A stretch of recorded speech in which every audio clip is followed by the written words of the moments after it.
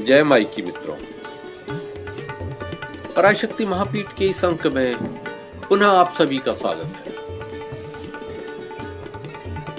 मित्रों, हम तंत्र पर चर्चा कर रहे थे। तंत्र क्षेत्र में आगे कैसे बढ़ा जाए, और मेरे साधक जानना चाहते हैं कि तंत्र की वास्तविकता क्या है। तो सबसे पहली बात तो मैं आप सबसे ये कहना चाहूंगा, जिस प्रकार से जब तक हम नदी में जाकर तैरते नहीं हैं या हम उसमें डुबकी नहीं लगाते, तो हमें न तो नदी की गहराई का पता चलता है और न हम उस नदी में तैरे बिना उससे पार नहीं निकल पाते। सेम वही कंडीशन तंत्र की है। तंत्र शास्त्र बहुत व्यापक है और जब तक हम इस क्षेत्र में आगे नहीं बढ़ते तब तक हमें कुछ पता नहीं चलता। और आगे बढ़ने के लिए योग्य गुरु का होना, योग्य गुरु का मार्गनिर्देशन होना आवश्यक होता है। अगर आपका गुरु योग्य है तो आप निश्चित रूप से साधना क्षेत्र में, जीवन के क्षेत्र में, तंत्र के क्षेत्र में सफल हो सकते हैं। और अगर आपकी साधना बलवती है तो धर्म, अर्थ, काम और मोक्ष चारों ही चीजों को आपको प्रदान करती है।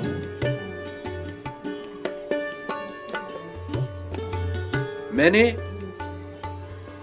आपको पिछली बार महामृत्युंजय साधना के लिए बताया था। अगर आपकी महामृत्युंजय साधना बलवती हो जाती है तो आपका आधार बलवती हो जाता है। और अगर आपकी महामृत्युंजय साधना या शिव साधना बलवती नहीं है तो आपका आधार मजबूत नहीं हो पाएगा। जब आपका आधार मजबूत हो जाता है तो उसके बाद आवश्यक है कि उसमें आप आगे बढ़ें। 10 महाविद्या क्रम में बात करें तो पहली महाविद्या के रूप में आती है मां काली। कई लोग काली जी की साधना करना चाहते हैं और मेरे पास आए दिन लोगों के फोन आते हैं कि काली जी के कुछ मंत्रों के बारे में आप बताइए। तो मित्रों, आज मैं काली जी की साधना आपको बताने जा रहा हूं, लेकिन उससे पहले मैं उस व्यक्ति के बारे में आपको चर्चा करूंगा जो एक ऐसा उग्र काली जी का साधक था, लेकिन उसकी गति क्या हो। ये घटना करीब 2014 की घटना मैं आपको बता रहा हूं। एक काली जी के साधक मेरे से मिलने आए और उनकी स्थिति जो थी बड़ी दीनहीन थी। मुझे कुछ समझ में नहीं आया। उनसे बहुत सारी बातें होती रही, उनकी, उनके परिवार की, उनके बच्चों की, सबकी जन्मपत्रियां मैंने देखी। फिर उनके बारे में उनसे बात की और जो चीजें मुझे पता चली तो वो सुनकर थोड़ी देर के लिए मैं भी अचरज में पड़ गया, क्योंकि उन्होंने बताया कि उन्होंने मां काली की साधना की हुई है और वो अभी तक 3 करोड़ जप कर चुके हैं। और 3 करोड़ जप करने के बाद स्थिति ये थी कि उनके हाथ में रोटी के तक के लिए पैसा नहीं था। मैं बड़ा आश्चर्यचकित था। मैं थोड़ी देर सोचता रहा, लेकिन मुझे समाधान समझ में नहीं आया। मैंने आंख बंद करके मां का ध्यान किया तो अंदर से एक आवाज आई, इसका गुरु सक्षम नहीं है। अब मैंने उनसे पूछा कि द्विवेदी जी, आप अपने गुरु के बारे में बताइए। तो उन्होंने बताया कि एक औघड़ से उन्होंने दीक्षा ली। मेरा माथा ठनक गया। औगढ़ से इन्होंने दीक्षा ली एक गृहस्थ होकर। ये बात आज मैं आपको इसलिए बता रहा हूं कि एक गृहस्थ का गुरु केवल गृहस्थ हो सकता है। एक गृहस्थ का गुरु कभी भी औगढ़ नहीं हो सकता, कभी भी सन्यासी नहीं हो सकता। आज जो सन्यासी गृहस्थों को दीक्षा दे रहे हैं वो गलत कर रहे हैं, और जो गृहस्थ किसी सन्यासी से या औगढ़ से दीक्षा ले रहे हैं वो भी गलत कर रहे हैं। भगवान शंकराचार्य ने ये स्पष्ट रूप से निर्देशित किया है कि गृहस्थ धर्म सर्वश्रेष्ठ है। और स्वामी रामकृष्ण परमहंस का नाम सबने सुना होगा। वो उनसे बड़ा गृहस्थ सन्यासी आज तक न कभी कोई हुआ न होगा। गृहस्थ में रहते हुए जो सन्यासी जीवन उन्होंने व्यतीत किया, जो मां की कृपा उन्होंने प्राप्त की, वो असंभव था। और इसीलिए बार बार मैं हर किसी से कहता हूं, गुरु बनाओ जानकर, पानी पियो छानकर। आज लोग चेले बनाने के चक्कर में क्या करते हैं कि किताब से पढ़कर साधनाएं बता देते हैं। आज टेलीफोनिक दीक्षाएं हो जाती हैं। मेरे पास भी फोन आते हैं, कई लोगों को फोन में मंत्र बताना पड़ता है, मजबूर कर देते हैं, लेकिन ये उचित नहीं है।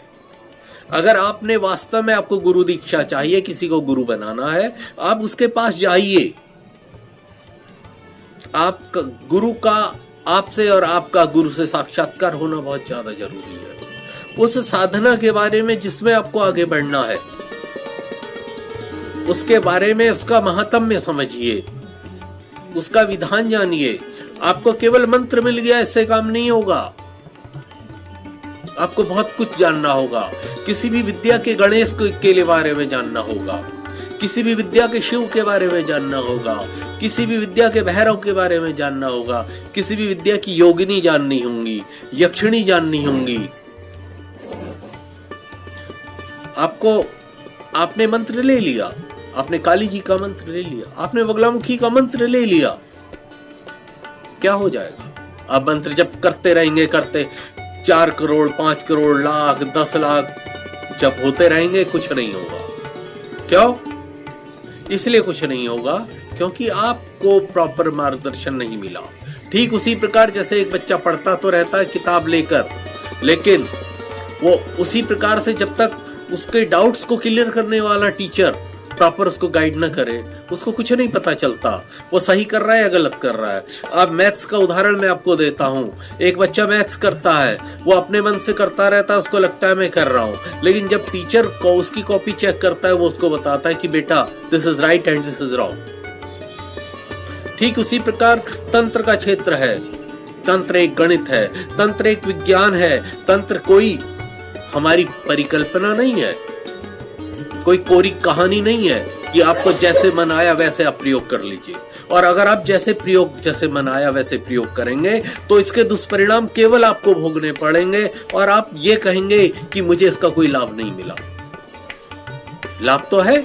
ठीक उसी प्रकार जैसे नदी की गहराई में आप गए नहीं और आपने कह दिया अरे नदी गहरी कहाँ है, वैसे ये ऐसे ही है, वैसे ऐसे निकल जाओगे। ऐसे कैसे निकल जाओगे?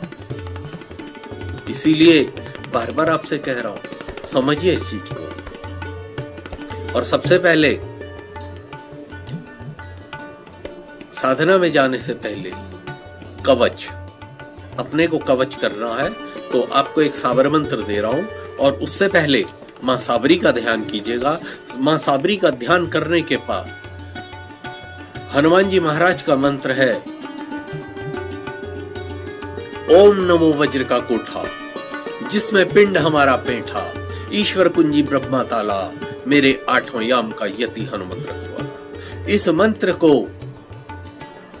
ग्रहण काल में 11 माला जपने के पश्चात एक माला का हवन करके सिद्ध कर लीजिए। अगर ग्रहण काल में इस मंत्र को न करें तो किसी शुभ नक्षत्र में, अब मैं आपको इसके अगले अंक में बताऊंगा कि नक्षत्र का किसी रवि पुष्य योग का या ऐसे अनेकों योगा योग का क्या साधना काल में महत्व होता है और साधना में शीघ्र सफलता कैसे प्राप्त की जाए। तो इसको मैं अगले अंक में बताऊंगा, लेकिन ये जो मैंने मंत्र आपको बताया इसको आप सिद्ध कर लीजिए। इस मंत्र को सिद्ध करने के बाद कैसे इसका प्रयोग करना है इसको मैं अगले अंक में बताऊंगा। आज के लिए इतना ही, लेकिन एक बार रिक्वेस्ट करूंगा कि अधिक से अधिक लोगों को इस श्रृंखला में जोड़ने के लिए इस वीडियो को शेयर, सब्सक्राइब और लाइक कीजिएगा। जय माता।